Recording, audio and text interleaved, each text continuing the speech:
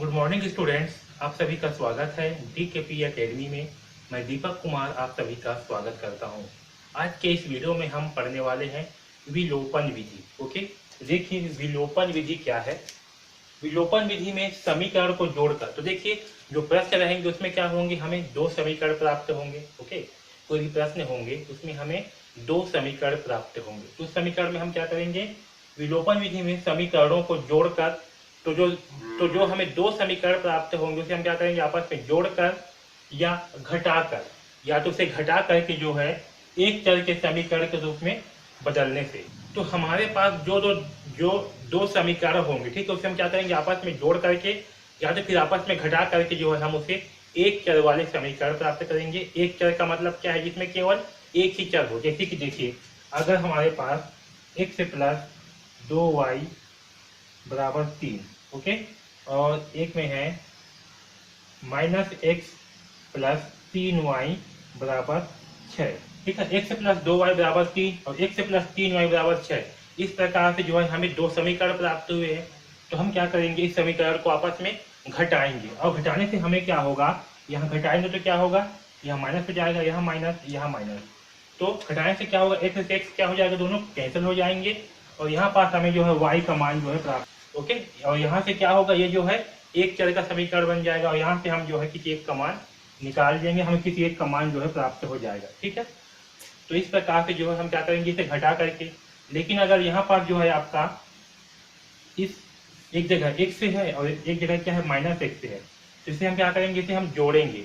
तो जब इसे जोड़ेंगे तो क्या होगा, x से x जो है कैंसिल हो जाएगा और हमें जो है y का मान प्राप्त हो जाएगा। ओके, तो हम क्या करेंगे, इस विधि में जो है समीकरणों को जोड़ करके या घटा करके उसे एक चर के समीकरण के रूप में बदलने से हमें जो इसका हल जो है मिल जाता है। ठीक है, तो हम क्या करेंगे, हमारे पास जो दो समीकरण रहेंगे उसे या तो हम जोड़ेंगे या उसे हम घटाएंगे, उसके बाद जो है हमें उसका हल जो है प्राप्त हो जाएगा। ठीक है, तो ये विधि जो है आपका विलोपन विधि कहलाता है। ठीक है, आगे हम इसे एक एग्जाम्पल के माध्यम से जो है समझते हैं। ओके, तो देखिए हम जो है एक प्रश्न को विलोपन विधि की सहायता से हल करते हैं। ओके, तो देखिए प्रश्न क्या दिया हुआ है, ऋचा और नैना के पास कुछ टाफियां हैं। ऋचा और नैना के पास क्या है, कुछ टाफियां यानी कि चॉकलेट है। जब ऋचा नैना को 30 टाफियां देती है तब नैना के पास ऋचा से दुगनी टाफियां हो जाती है। ओके, जब ऋचा जो है क्या करती है, नैना को अपनी 30 टाफियां को देती है तो नैना के पास क्या हो जाती है, ऋचा से दुगनी टाफियां हो जाती है। ओके, परंतु जब नैना अपनी टाफियों में से 10 टाफियां ऋचा को देती है तब ऋचा के पास नैना से 3 गुनी टाफियां हो जाती है। लेकिन जब नैना जो है ऋचा को 10 टाफियां देती है, ओके, तो ऋचा के पास क्या हो जाती है, नैना से 3 गुनी ज्यादा टाफियां जो है हो जाती है। बताइए उन दोनों के पास कितनी टाफियां हैं, हमें जो है बताना है कि उन दोनों के पास कितनी टाफियां हैं। ओके, तो चलिए इसे जो है हल करते हैं। तो हम मान करके चलते हैं कि ऋचा के पास, टाफियों की संख्या क्या है, x है। ओके, और जो नैना है उसके पास टाफियों की संख्या क्या है, y। ओके, ये हम मान करके चलते हैं। अब देखिए प्रश्न में पहला कंडीशन क्या है कि जब ऋचा जो है नैना को 30 टाफियां देती है। ओके, तो जब ऋचा 30 टाफियां नैना को देती है तो ऋचा के पास कितनी टाफियां हैं, x टाफियां। ओके, तो जब उसे 30 टाफियां देगी किसको, नैना को, तो ऋचा के पास टाफियां क्या होंगी, 30 जो है कम हो जाएंगी, है ना, यानी कि x से माइनस 30। ओके, जैसे कि अगर ऋचा के पास 50 टाफियां होती और 30 टाफियां नैना को देती तो हम क्या लिखते, 50 माइनस 30। उसी प्रकार से जब ऋचा के पास कितने टाफियां हैं, x टाफियां हैं, और 30 टाफियां क्या कर रही हो, नैना को दे रही है, तो हम क्या लिखेंगे, x माइनस 30। ओके, अब देखिए जो नैना है उसके पास टाफियों की संख्या क्या है, y है। ओके, तो जब ऋचा जो है उसे 30 टाफियां देगी तो उसके पास टाफियों की संख्या क्या होगी, बढ़ जाएगी। जैसे कि अगर नैना के पास 40 टाफियां हैं और उसे हम 30 टाफियां देंगे तो हम क्या करेंगे, इसमें 30 जो है जोड़ देंगे। ओके, इसी प्रकार से जब नैना के पास टाफी की संख्या क्या है, y है, और उसे 30 टाफियां और देंगे एक्स्ट्रा, तो क्या करेंगे, इसमें 30 को जो है जोड़ देंगे। है समझ में। अब देखिए और प्रश्न में क्या बोला है, प्रश्न के अनुसार प्रश्न में क्या बोला है, जब ऋचा नैना को 30 टाफियां देती है तब नैना के पास ऋचा से दुगनी टाफियां हो जाती है। तब नैना के पास क्या होती है, ऋचा से दुगनी टाफियां हो जाती है। ओके, यानी कि आपका ऋचा का टापिया कितनी है, x से माइनस 30, और नैना का टापिया कितनी है, y प्लस 30। तो जो नैना की टापियां है वो ऋचा से कितने हो जाती है, दुगनी हो जाती है, यानी कि ऋचा से दुगनी बोल रहा है, यानी कि हम क्या करेंगे, 2 का गुणा जो है ऋचा के साथ में करेंगे, ठीक है। यानी कि ऋचा के पास जितनी टापियां हैं उससे क्या हो जाती है, इसकी टापियां जो है दुगनी हो जाती है, ठीक है, ऐसे समझ में। तो 2 का गुणा जो है इसके साथ में होगा, ठीक, ऋचा के साथ में, ऐसे समझ में। अब चलिए इसे जो है पहले हल कर देते हैं। तो 2 का गुणा जब x से होगा तो क्या होगा, 2x माइनस 2 इंटू 30 कितना हो जाएगा, 60 बराबर y प्लस 30। ओके, अब जो है मैं y को इधर पक्षांतर करता हूँ और इस 60 को इधर पक्षांतर करता हूँ। तो क्या होगा, जब y का इधर पक्षांतर होगा तो y जो है यहाँ पर धन है, y के सामने क्या का चिन्ह है, धन का चिन्ह है, तो पक्षांतर के बाद क्या हो जाएगा, माइनस हो जाएगा। ओके, और यहाँ पास क्या है, 30 है। अब देखिए यहाँ पर 60 किस में है, 60 के सामने माइनस का चिन्ह है, तो पक्षांतर के बाद क्या हो जाएगा, यहाँ पास आकर के धन का चिन्ह हो जाएगा। ओके, तो यहाँ से 2x माइनस वाई बराबर क्या प्राप्त होगा हमें, 30 और 60 कितना हो जाएगा, 90, ठीक है। तो हमें जो है 2x माइनस वाई बराबर 90 प्राप्त होगा। ओके, इसे जो है हम समीकरण 1 मान लेते हैं, ठीक है। अब देखिए दूसरी कंडीशन, जब नैना अपनी टाफियों में से 10 टाफियां ऋचा को देती है। ओके, अब दूसरा कंडीशन क्या है, तो जब 10 टाफियां जो है नैना ऋचा को देती है तब नैना के पास टाफियों की संख्या क्या होगी। अब देखिए नैना क्या करे, 10 टाफियां अपना दे रही है, ओके, और नैना के पास टाफियां कितनी है, y है। तो जब 10 टाफियां जो है अपनी देगी तो क्या होगा, इसमें से 10 टाफियां जो है कम हो जाएगी y में, ठीक है। और ऋचा के पास क्या होगी, 10 टाफियां जो है बढ़ जाएगी, है ना। तो ऋचा के पास होगा x प्लस 10, क्योंकि 10 टाफियां क्या होगी, बढ़ जाएगी। ओके, तो अब देखिए प्रश्न के अनुसार क्या होगा। तो अब देखिए जब ऋचा जो है, जब नैना जो है 10 टाफियां किसको देती है, ऋचा को देती है, तब ऋचा के पास नैना से 3 गुनी टाफियां हो जाती है। तब क्या होती है, ऋचा के पास नैना से 3 गुनी टाफियां ज्यादा हो जाती है। ओके, तो अगर ऋचा के पास टाफियां है x प्लस 10, तो नैना की टाफिया से कितना हो जाती है, 3 गुनी हो जाती है। तो हम 3 गुनी क्या करेंगे, नैना के टाफिया के साथ करेंगे, ठीक है। 3 का गुना कहाँ होगा, नैना के टाफी के साथ, क्योंकि इससे क्या है, इसकी टाफी जो है 3 गुनी है। ओके, अब इसे जो है हल करते हैं। तो जब 3 का गुणा y से होगा तो क्या होगा, 3y माइनस 3 इंटू 10 3। ओके, अब यहाँ से x से माइनस इस 3y को इधर जो है पक्षांतर कर देते हैं, तो होगा x से माइनस 3y, और 10 को उधर पक्षांतर करते हैं। तो 10 को जब इस सब पक्षांतर करेंगे तो क्या होगा, 10 यहाँ पर धन में है तो 10 हो जाएगा माइनस में। ओके, यानी कि x से माइनस 3y बराबर प्राप्त होगा माइनस 40। ओके, अब देखिए ये क्या है, हमारा समीकरण 2 हो गया। ओके, अब यहाँ देखिए ये क्या है, हमारा समीकरण 1 है और ये है समीकरण 2। ओके, अब देखिए समीकरण 1 ये है और ये क्या है, समीकरण 2। तो हम देखते हैं कि इसमें जो x या y दो जो चर संख्या है उसके गुणांक क्या समान है क्या किसी में। तो देखिए इसमें जो है x का गुणांक 2 है, इसमें x का गुणांक 1 है। गुणांक मतलब कि x के साथ में जिसका गुणा हुआ है, ठीक है। तो इसमें क्या हुआ है, इसमें जो है x के साथ में 2 का गुणा हुआ है और इसमें क्या है, x के साथ में 1 का गुणा हुआ है। जबकि इसमें देखो y के साथ में 1 का गुणा है और इसमें जो है y के साथ में 3 का गुणा है। यानी कि समीकरण 1 और 2 में क्या है, जो चर संख्या है उनका गुणांक समान नहीं है। ओके, तो देखिए जो समीकरण 1 है और समीकरण 2 है उसमें चर संख्या के गुणांक क्या है, आपस में समान नहीं है। इसलिए हम क्या करेंगे, समीकरण 1 से, जो समीकरण 1 है यहाँ से x का जो गुणांक है 2, इसका गुणा समीकरण 2 में करेंगे।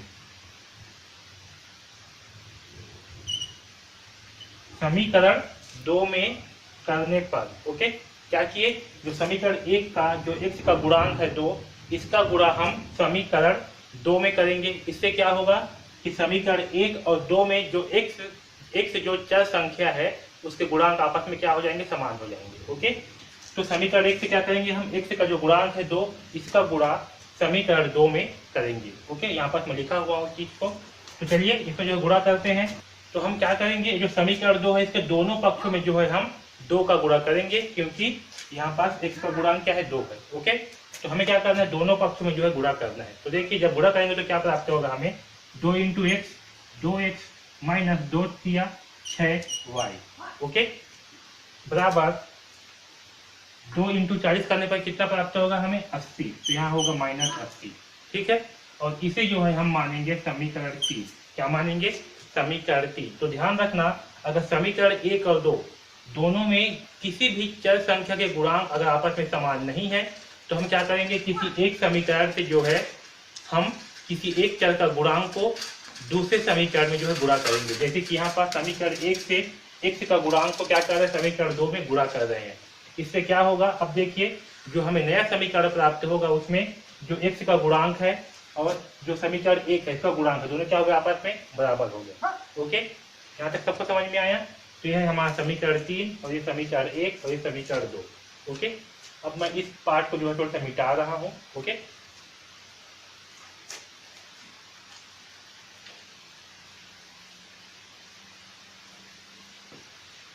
मैं इस प्रश्न को भी जो है मिटा दे रहा हूँ। ठीक है, अब हम क्या करते हैं, जो समीकरण 1 है इसमें से समीकरण 3 को जो है घटा देते हैं। ओके, क्या करेंगे, समीकरण 1 में से समीकरण 3 को घटा देते हैं। तो समीकरण 1 कितना है, 2x माइनस वाई बराबर 90 और समीकरण 3 क्या है, 2y माइनस 6y बराबर 80। तो 2y माइनस 6y बराबर 80, इसे क्या करेंगे, हम घटाएंगे।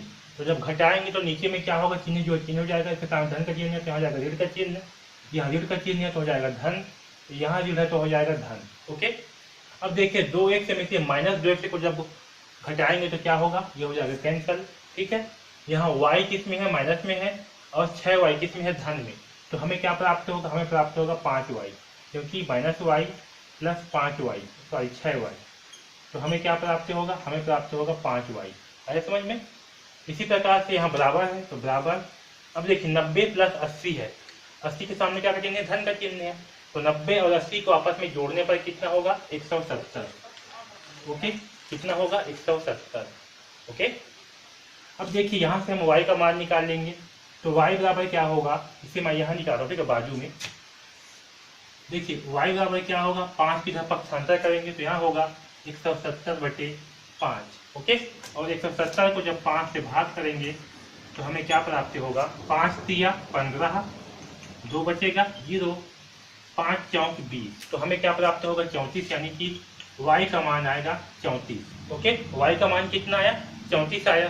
ठीक है, अब हम क्या करते हैं, इस जो y का मान है इसे जो है समीकरण किसी भी समीकरण में जो है आप रख सकते हो, चाहे 1 हो, चाहे 2 हो या 3 हो। ओके, मैं जो है समीकरण 1 में रख देता हूँ। ओके, तो y का मान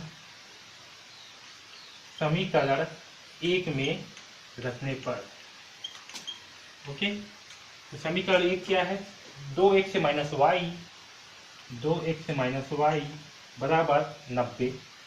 ओके, यहाँ पास y का मान कितना है, 34, तो यहाँ होगा 2x माइनस 34 बराबर 90। ओके, अब 34 को क्या करेंगे, इसका प्रयोग पक्षांतर कर देंगे तो यहाँ होगा 2x बराबर 90 प्लस 34, क्योंकि जब माइनस 34 इधर पक्षांतर होगा तो क्या हो जाएगा, ये धन हो जाएगा। ओके, तो 2x बराबर क्या प्राप्त होगा, 90 प्लस 34, यानी कितना होगा, दोनों जोड़ने पर 124। ओके, अब मैं यहाँ हल करता हूँ। अब यहाँ से जो है 2 को इधर पक्षांतर करेंगे तो x बराबर कितना होगा, 124/2। ओके, इसे भाग करेंगे तो क्या प्राप्त होगा, 2 छक्का 12, 2 दूनी 4, यानी कि x बराबर आएगा 64। तो जब 124 को 2 से भाग करेंगे तो हमें क्या प्राप्त होगा, 62।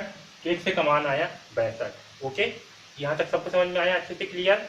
ठीक है, अब आगे मैं इसे भी जो है मिटा दे रहा हूँ, उस सेट को मिटा रहा हूँ। ओके, तो देखिए y का मान कितना आया है, 34, और x का मान कितना आया है, 62। ओके, तो हमने जो है x किसे माना था, हमने जो है x ऋचा को माना था। तो ऋचा के पास टापियों की संख्या क्या होगी, तो ऋचा के पास टापियों की संख्या, तो ऋचा क्या थी, ऋचा जो है x थी। ओके, इसलिए उसके पास टापियों की संख्या कितनी होगी, 62। ओके, और नैना क्या थी, नैना जो है y थी, तो नैना के पास टापियों की संख्या क्या होगी, 34 होगी। आया समझ में। तो ये जो है हमारा आंसर है। ठीक, तो इस प्रकार से जो है हम विलोपन विधि की सहायता से प्रश्न को हल करेंगे। ओके, तो विलोपन विधि में हम क्या करेंगे, जो हमें समीकरण 1 और 2 प्राप्त होगा उसकी सहायता से हम किसी एक चर को जो है विलोपित कर देंगे। ओके, तो वहां से हमें दूसरे चर का मान प्राप्त होगा और उसे जो है फिर हम किसी भी समीकरण में रख करके दूसरे चर का मान जो है निकाल लेंगे। ओके, इस प्रकार से जो है हम विलोपन विधि की सहायता से प्रश्नों को हल करेंगे। ओके, तो इस वीडियो में बस इतना ही। धन्यवाद।